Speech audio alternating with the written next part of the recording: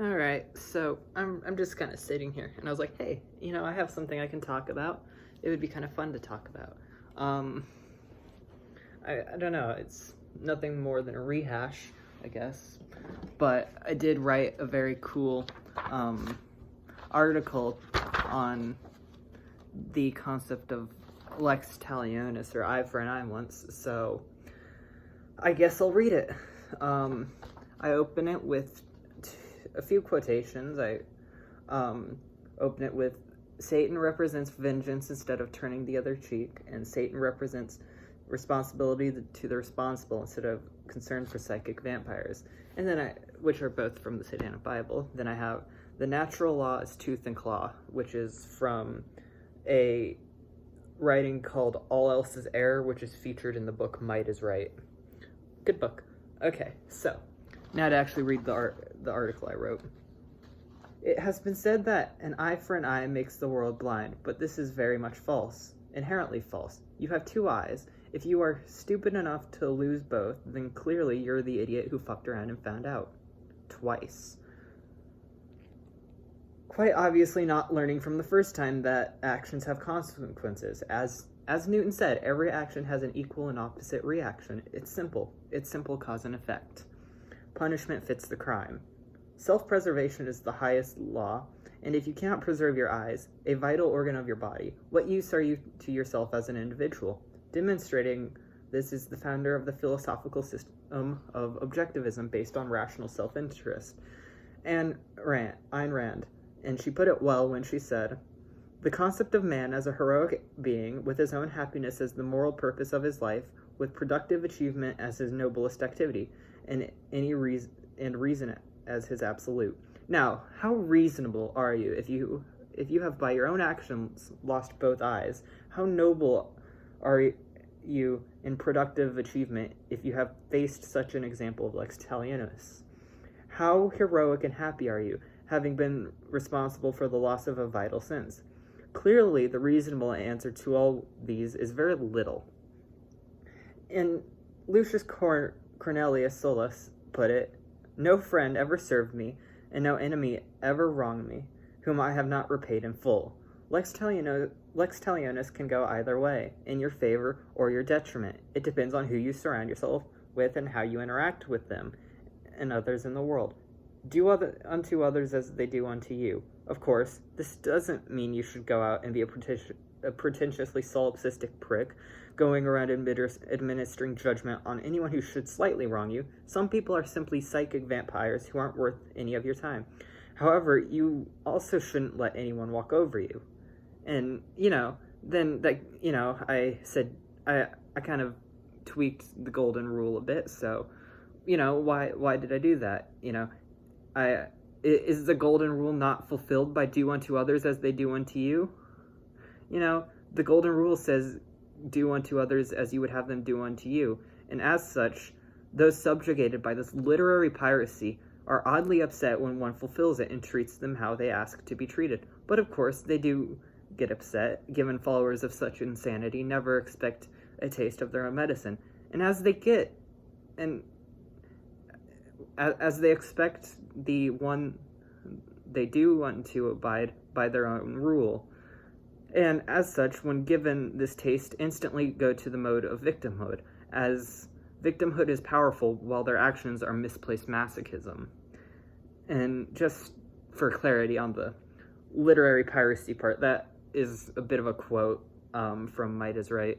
The full thing from Might is Right reads, "The very phrase that he uses to sum up and memorize his patent cure-all was undoubtedly stolen, directly or indirectly, from Plato, the Rig Veda, Confucius. The golden rule is not only a snare and a tangle, but it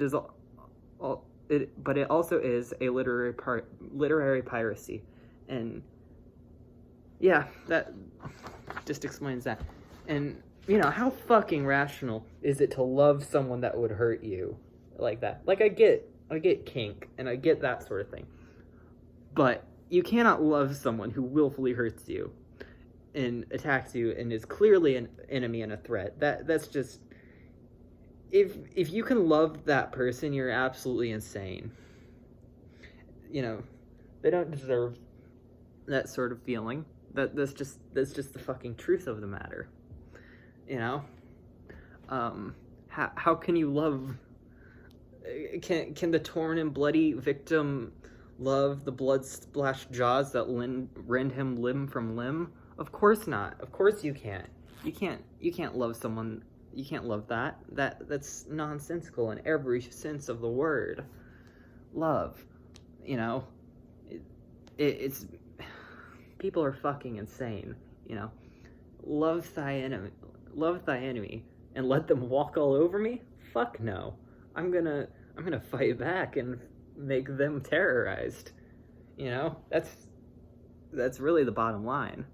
You know, if I love my enemy, that's just gonna place me at their mercy. If you love your enemy, you're just an idiot, and frankly, you deserve to be trampled by them. In a sense, because you asked for it. You didn't do anything to prevent it. You know? Two wrongs make a right, so to say. Hold on, wait, that reminds me. That's an essay, I'm gonna read it. Give me a... Okay, so here we are. I just got the book that it's from. Devil's Notebook. Two wrongs make a right.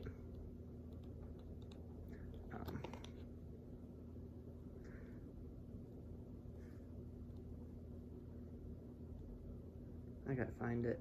It's been a bit since I read this book.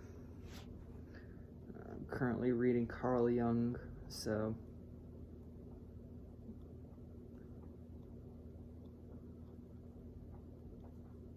Alright, here we go. Two Wrongs Make a Right by Anton Szandor LaVey. Okay, so, I had to do something, so I couldn't read it earlier. Anyway, I will read it now. And I think I read it in another video, but I don't really give a fuck. I like the essay. Two wrongs make a right. If a wrong is gotten away with, and someone else repeats it and also gets away with it, a right is birthed into existence. The wrong becomes right each time it succeeds. Inasmuch as victors always assume historical rights, it can't be any other way. This is not to imply that anything becomes intrinsically noble through repetition, only that successive acceptance of anything confers rectitude.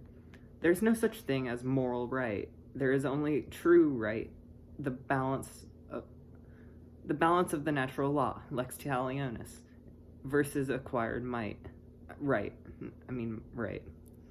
bestowed by popular consensus and usage, the rules of the game.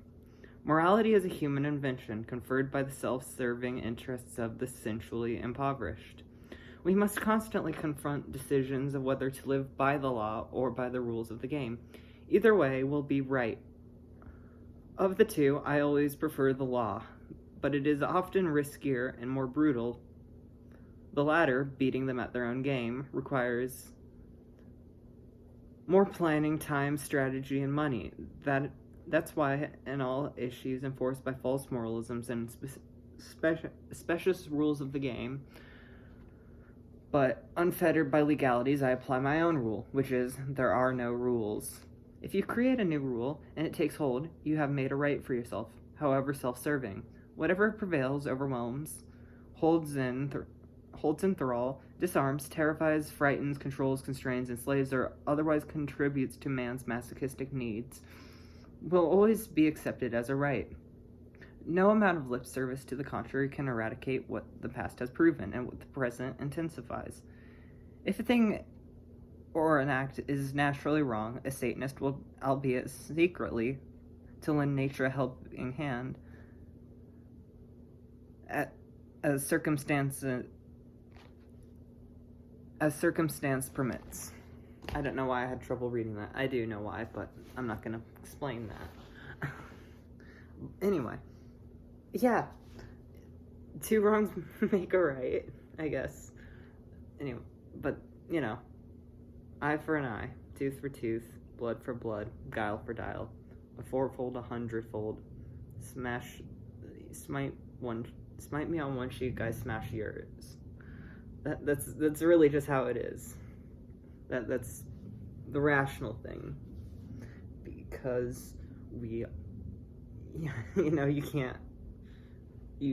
can't let yourself be picked on. That's really the bottom line. If you let yourself be walked all over, what use are you to yourself? I think I made that point very clear in the last one. And the person who doesn't value their own life, I mean, what value are they to anyone else if they can't even value themselves? Because really, you only have value to yourself in anything. And if you don't value yourself, what value really are you? What really are you? And yeah, I guess that's my video. Love thy enemy is a idiotic concept, and yeah, that's really all.